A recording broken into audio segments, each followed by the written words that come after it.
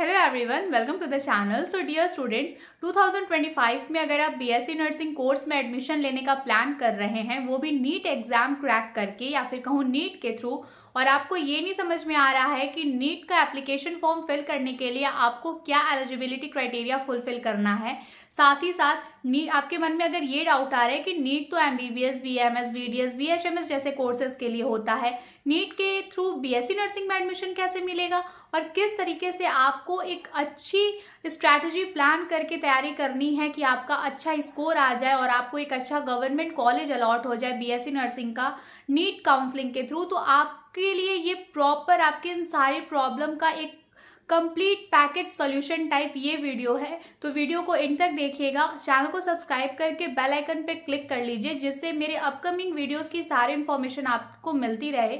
इस चैनल पे मैं बीएससी नर्सिंग बच्चों के लिए गाइडेंस, नीट एस्पिरेंट्स के लिए guidance, as well as BSc nursing के लेक्चर वीडियोस अपलोड करती रहती हूँ। तो चैनल को सब्सक्राइब कर लो, जिससे फ्यूचर में बीएससी नर्सिंग और नीट के रिगार्डिंग आपको प्रॉपर गाइडेंस मिलती रहे। ठीक है, तो चलो अभी हम आज के टॉपिक पे अपना डिस्कशन स्टार्ट करते हैं। तो सबसे पहले हम बात करें नीट 2025 की, means national eligibility cum entrance test. तो ये जो एग्ज़ाम है ये हर साल, ठीक है, मई के फर्स्ट संडे को कंडक्ट होता है। ठीक है, इसका एक स्पेसिफाइड फिक्स डेट है कि ये मई मंथ में फर्स्ट संडे को कंडक्ट होगा। ठीक है, तो पहले जो नीट का एग्जाम होता था वो एमबीबीएस, बीएमएस, बीडीएस, बीएचएमएस जैसे कोर्सेज के लिए होता था, बट अब बहुत सारे ऐसे कॉलेजेस हैं बीएससी नर्सिंग के जो नीट एग्जाम के रिजल्ट के बेसिस पे अपनी काउंसलिंग कराते हैं, और जो बच्चे एलिजिबल होते हैं, जो उनके जिनके मार्क्स इतने हैं कि वो काउंसलिंग का जो भी उनका एलिजिबिलिटी क्राइटेरिया है, जो भी कट ऑफ है वो उसके बराबर है, तो उन बच्चों का एडमिशन होता है। ठीक है, तो आपको सबसे पहले नीट का फॉर्म ज़रूर फिल करना है। एप्लीकेशन फॉर्म आप ज़रूर फिल करो, भले से आपकी अच्छी तैयारी है या नहीं है, आपका प्लान नीट के लिए था नहीं था, ये सब कोई मैटर नहीं करता।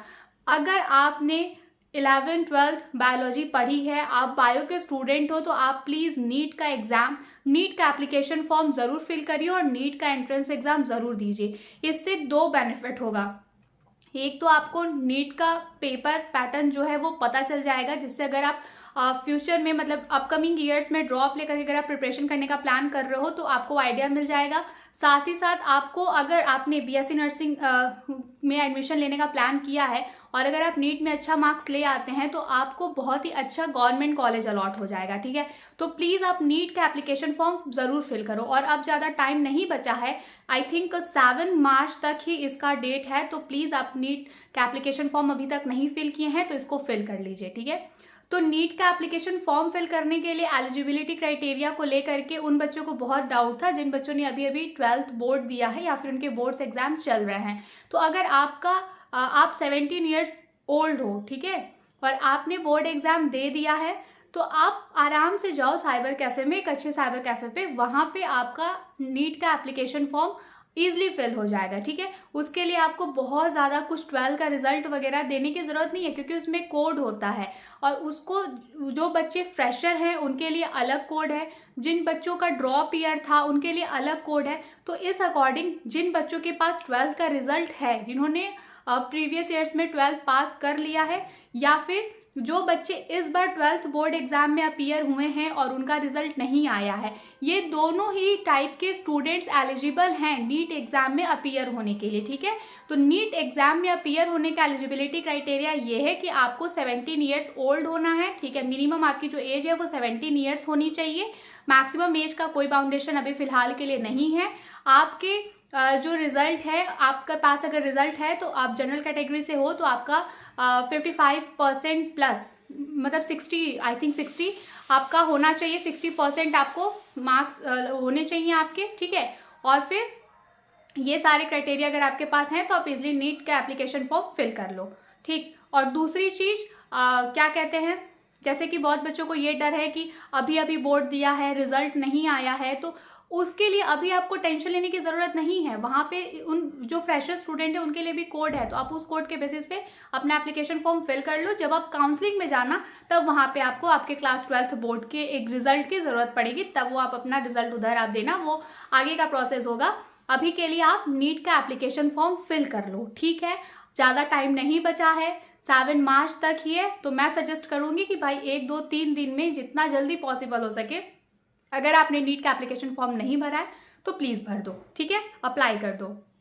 तो एक बार ही आपने नीट का एप्लीकेशन फॉर्म अप्लाई कर दिया, मई के फर्स्ट संडे को आपका एग्ज़ाम कंडक्ट होना है, तो अब आपके पास बहुत ज़्यादा टाइम नहीं है प्रिपरेशन करने के लिए। तो अब मेरी बात ध्यान से सुनो, शायद कुछ बच्चों को मेरी बात मतलब थोड़ी सी बुरी लग जाती है कि मैं डिस्क्रिमिनेट करती हूँ बीएससी नर्सिंग को, एमबीबीएस बीएमएस को, तो ऐसा नहीं है भाई, जो रियलिटी है मैं वो बता रही हूँ।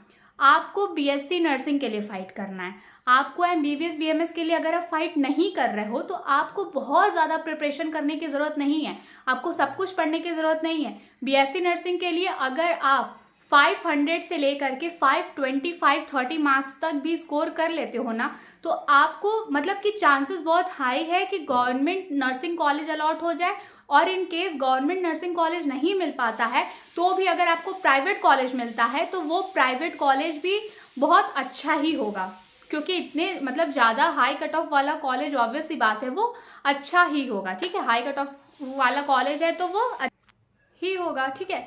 तो नीट का एप्लीकेशन फॉर्म भर दिया, हमारा टारगेट सेट हो गया कि हमको इतनी पढ़ाई करनी है कि 500 से लेकर के 520 530 तक मार्क्स आ जाए आउट ऑफ 720, ठीक है। तो टारगेट सेट कर लिया। अब बात करते हैं कि पढ़ाई करनी कैसे है कि इतना मार्क्स आ जाए, और क्या अराउंड ये 2 मंथ में पॉसिबल है? तो हाँ जी, 2 मंथ में पॉसिबल है, क्योंकि आपको सब कुछ नहीं पढ़ना, आपको सिर्फ इतना पढ़ना है कि आपका 500 प्लस मार्क्स आ जाए, ठीक है। तो उसके लिए आपको क्या करनी है? सबसे पहली चीज बायोलॉजी। तो भाई देखो, बायोलॉजी का तो कोई मतलब लाइक शॉर्टकट टाइप कुछ ऐसा है नहीं, आप उसको नहीं छोड़ सकते। 360 मार्क्स जो होता है आउट ऑफ 720 आउट ऑफ 720 जो 360 मार्क्स होता है नीट में, वो सिर्फ और सिर्फ अकेला बायोलॉजी का होता है, ठीक है।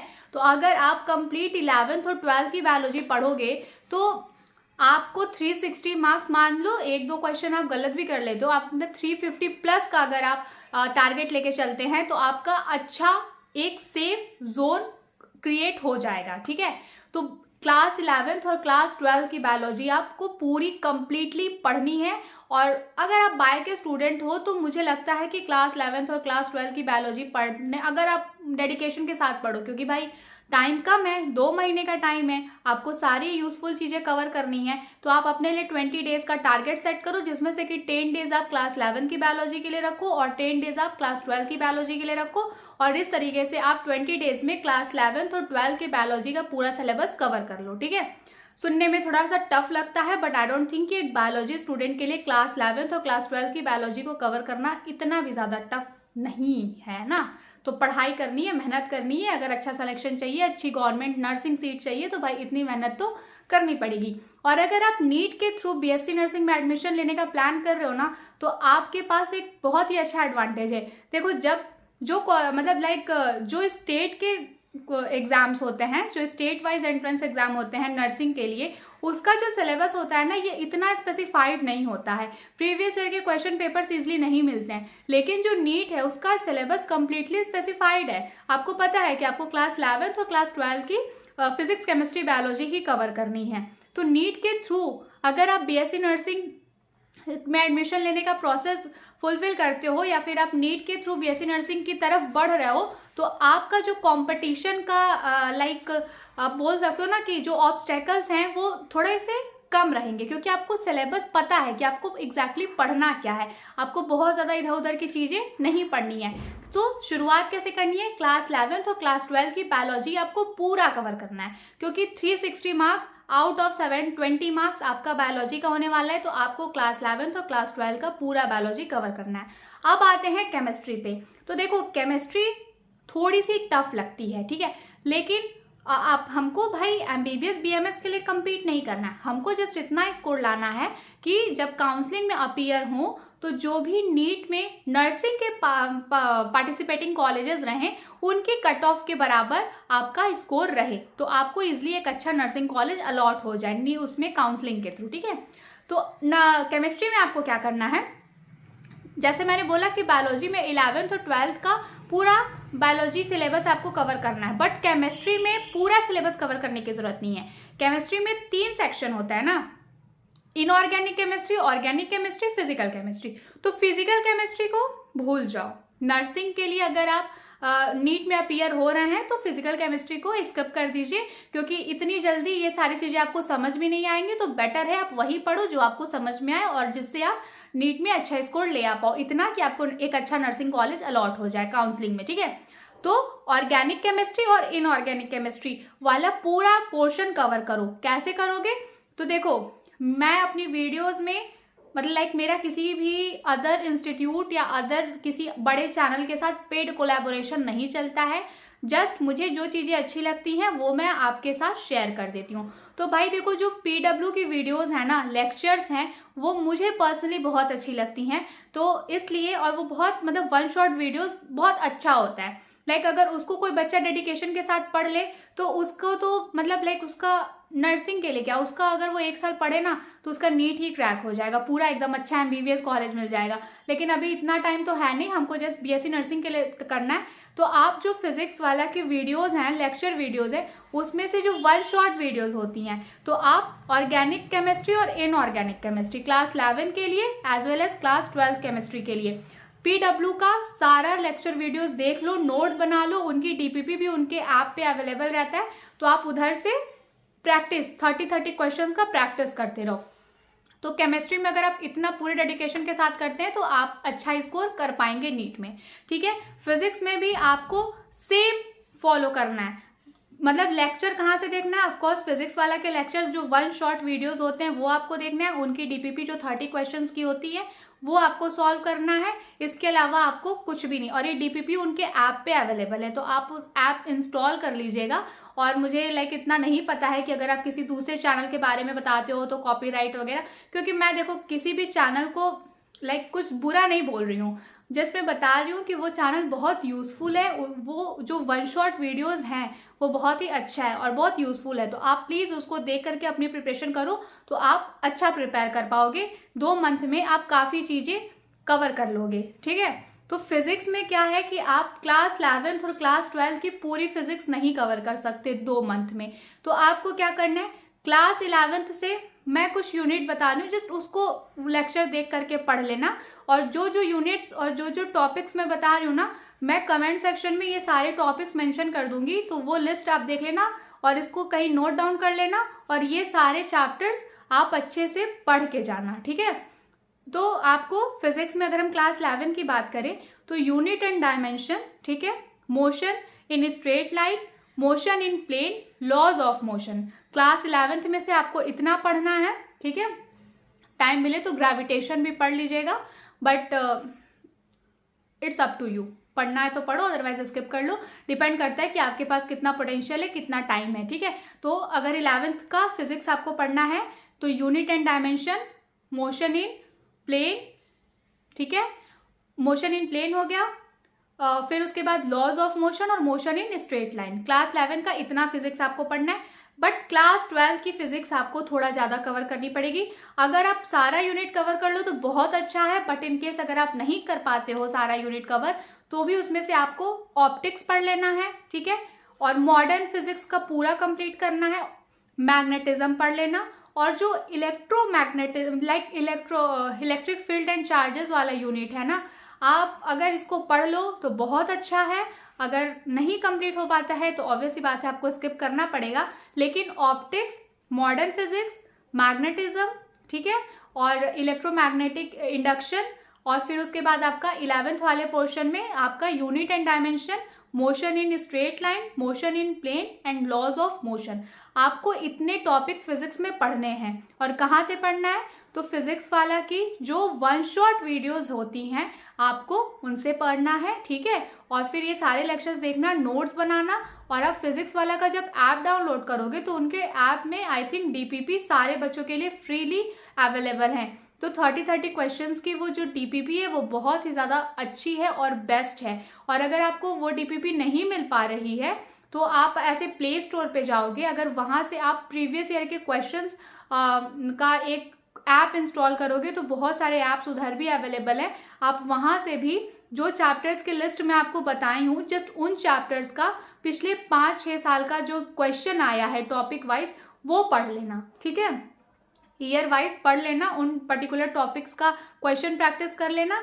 भाई इतना अगर आप अच्छे से करके जाते हो, नीट में अपियर होगे तो आई एम डैम श्योर कि आप 500 प्लस इजिली स्कोर कर पाओगे। और अगर आप 500 से लेकर के 530 तक मार्क्स ले आते हो तो जब आप काउंसलिंग में अपियर होगे तो आपको एक अच्छा nursing college, BSc nursing college ज़रूर अलॉट हो जाएगा। तो एक बार फटाफट से हम समराइज कर लेते हैं, कंक्लूड करते हैं कि हमको किस तरीके से पढ़ना है और क्या क्या पढ़ना है।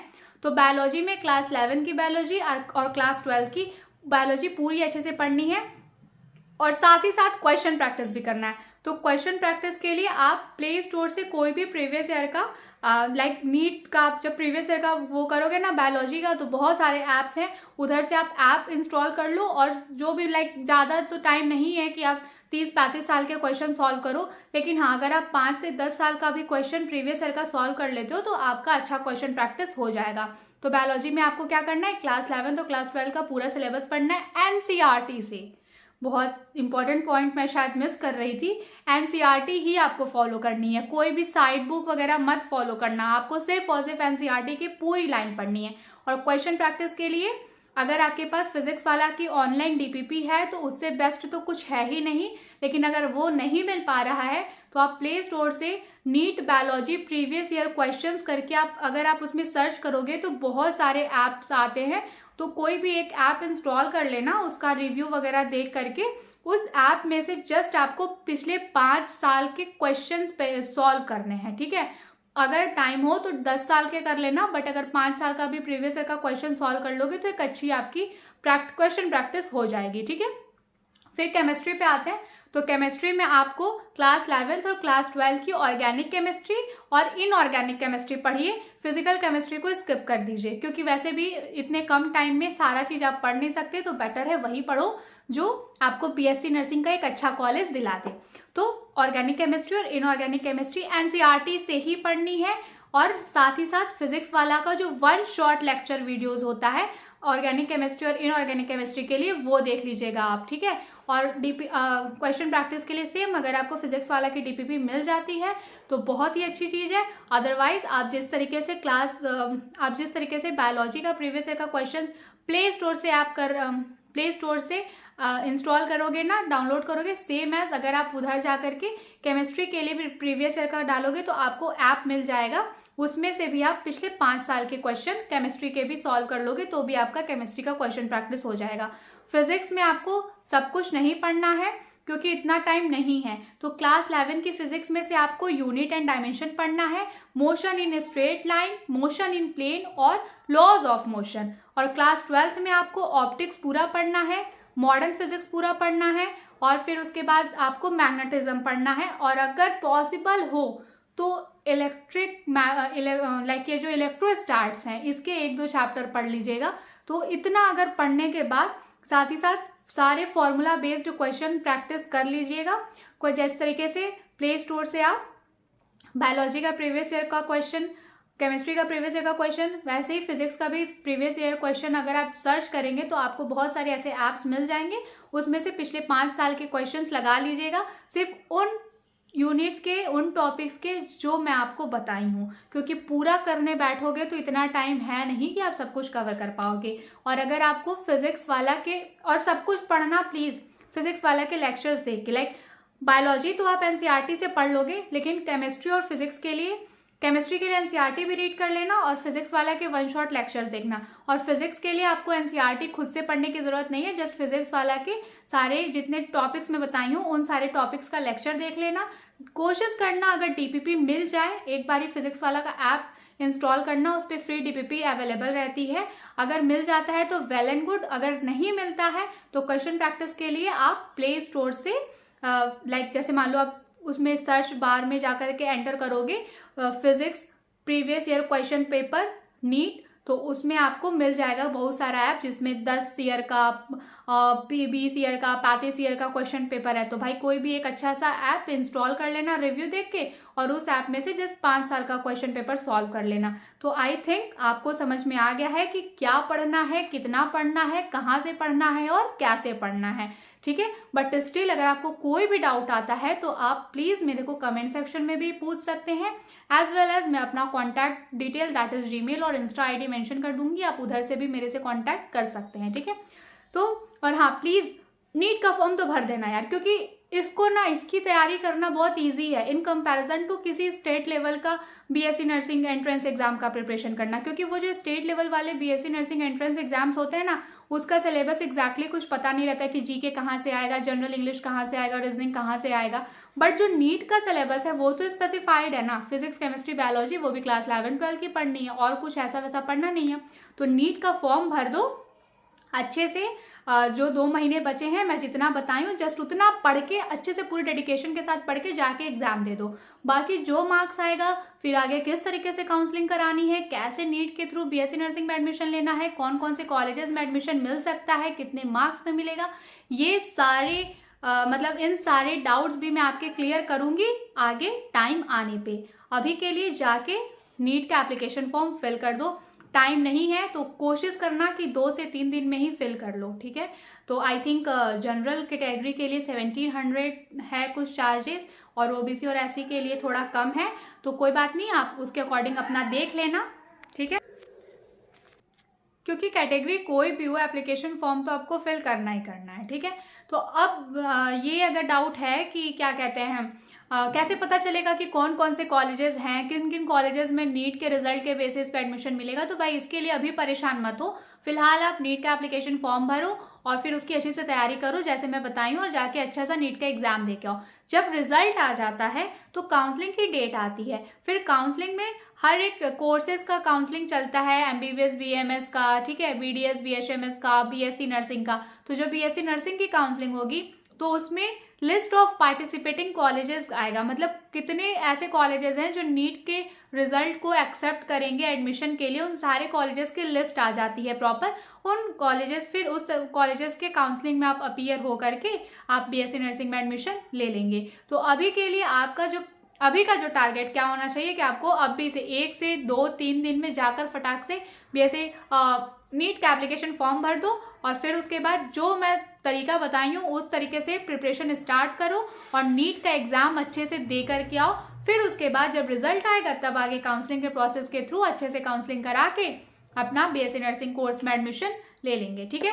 So this is all about today's video. I hope कि मैंने जो चीज़ें आपको एक्सप्लेन करी है वो सारी चीज़ें आपको समझ में आई होंगी, ठीक है। बाकी डाउट है तो कांटेक्ट कैसे करना है वो मैं बता ही चुकी हूँ आपको। तो अपना ध्यान रखो, पढ़ाई करते रहो और फटाफट से बीएससी नर्सिंग में एडमिशन लेने के लिए नीट 2025 का एप्लीकेशन फॉर्म फिल कर दो, ठीक है। तो हम जल्दी मिलेंगे नेक्स्ट वीडियो में। चैनल को सब्सक्राइब करके बेल आइकन पे क्लिक कर लेना, जिससे अपकमिंग वीडियोस की सारी इन्फॉर्मेशन नोटिफिकेशन आपको मिलती रहे।